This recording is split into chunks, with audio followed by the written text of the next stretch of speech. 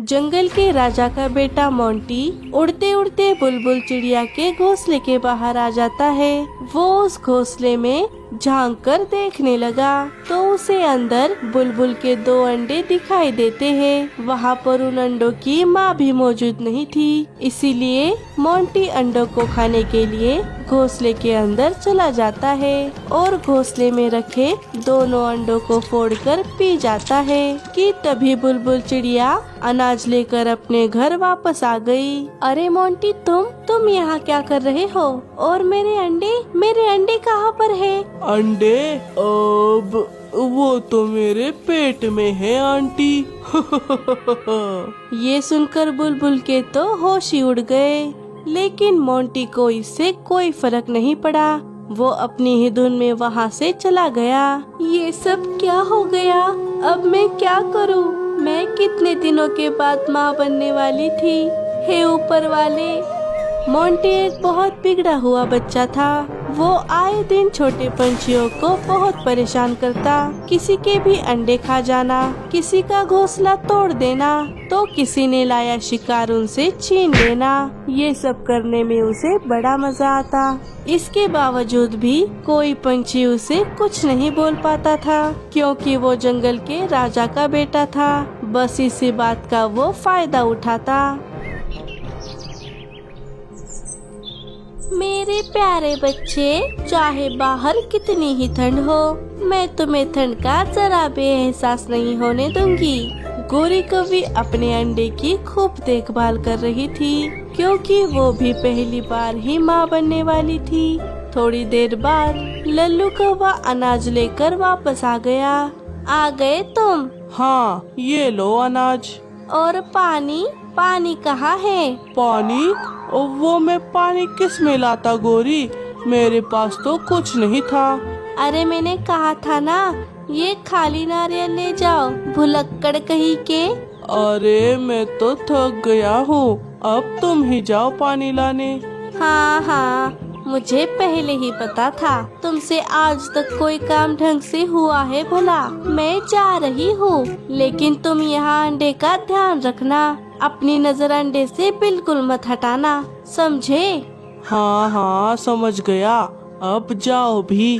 गोरी कौवी नदी के पास चली गई। लल्लू थक हार कर घोंसले में लेट जाता है और लेटे लेटे उसकी कब आँख लग गई उसे पता ही नहीं चला और वो घोड़े बेचकर सो गया। तभी वहाँ से राजा का बेटा गुजर रहा था। उसे किसी के खर्राटे मारने की आवाज आई।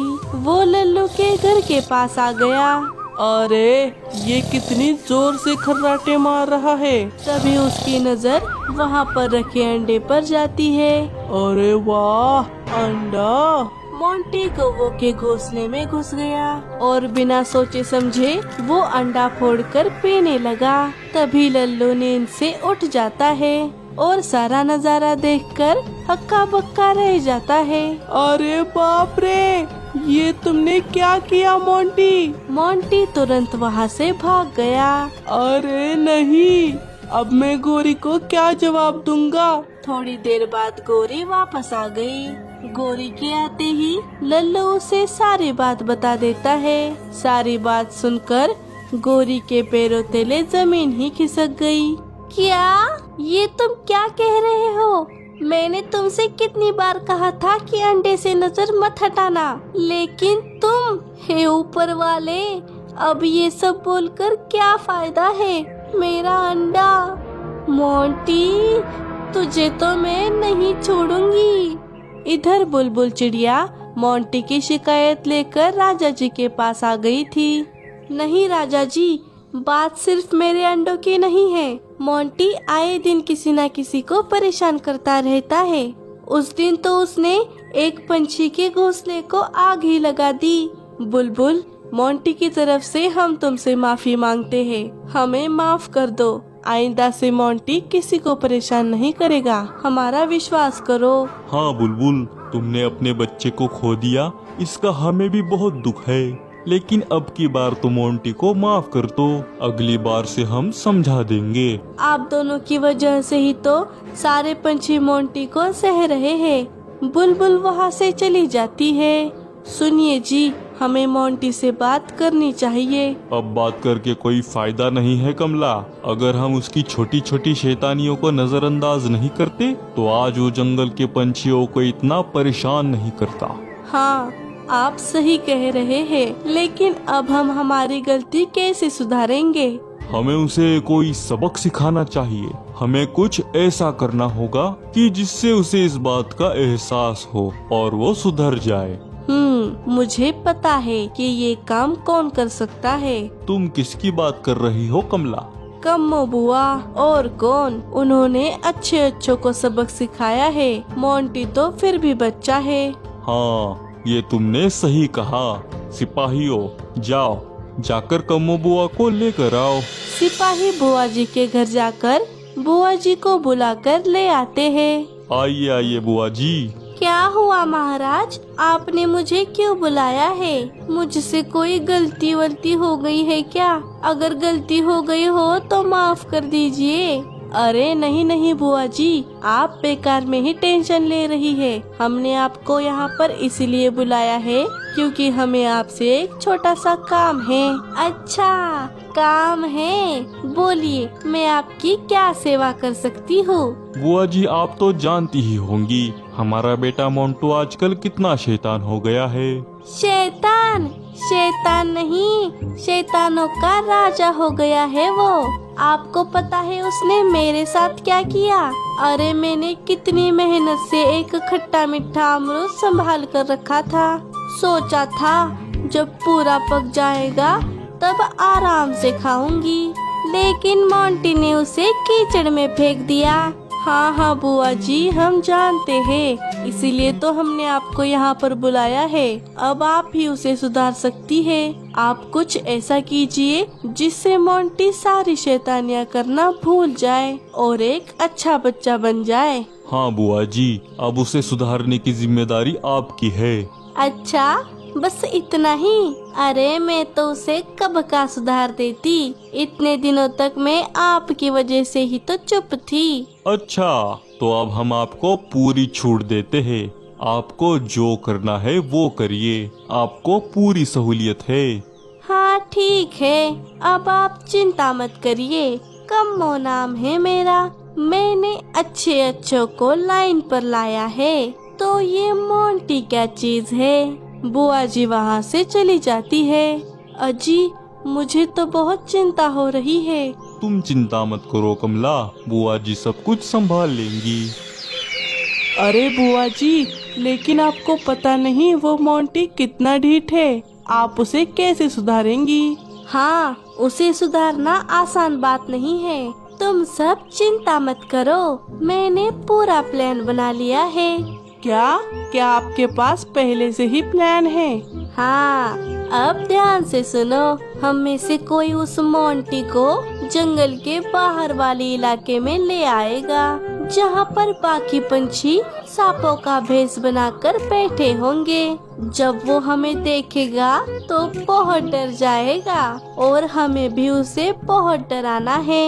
इतना डराना है कि उसकी सारी शैतानियाँ निकल जाए। ठीक है, हम सब आपकी मदद जरूर करेंगे बुआ जी, लेकिन उसे जंगल के बाहर कौन लाएगा? उसकी जिम्मेदारी हम दोनों की। हम मोंटी को जंगल के बाहर ले आएंगे।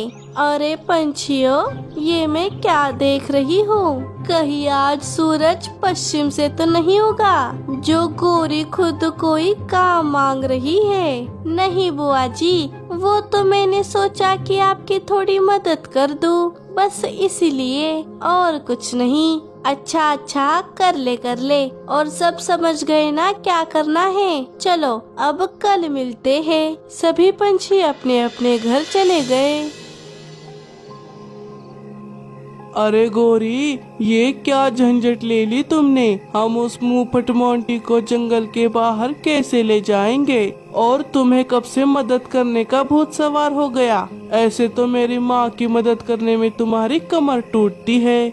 अरे चुप करो, पहले मेरा प्लान तो सुनो। मुझे पता है, बुआ जी ने बताया था, मैंने सब सुन लिया था। मेरे कान हैं, मैं अंधा नहीं हूँ। अरे क्या बोल रहे हो? वो नहीं, मेरा प्लान सुनो।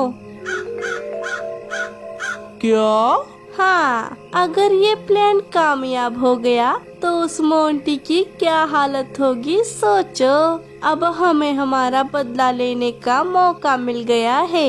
भूल गए उसने हमारे साथ क्या किया था? उसका हिसाब भी तो बाकी है। गौरी, क्या प्लान बनाया है? अब जाकर अपना बदला पूरा होगा। अरे यहाँ तक आ गए तो चलो चलो चैनल को सब्सक्राइब भी कर लो, और अभी तक लाइक नहीं किया तो वो भी कर दो, क्योंकि कहानी अभी बाकी है। सुबह हो गई। सभी पंछी जंगल के बाहर वाले इलाके में सांप का भेष बनाकर बैठ जाते हैं। बेटा चलो हमारे साथ चलो। हाँ हाँ मोंटी बेटा, चलो चलो, हमारे पास ज्यादा टाइम नहीं है। अरे अरे, क्या कह रहे हो? कहाँ जाना है?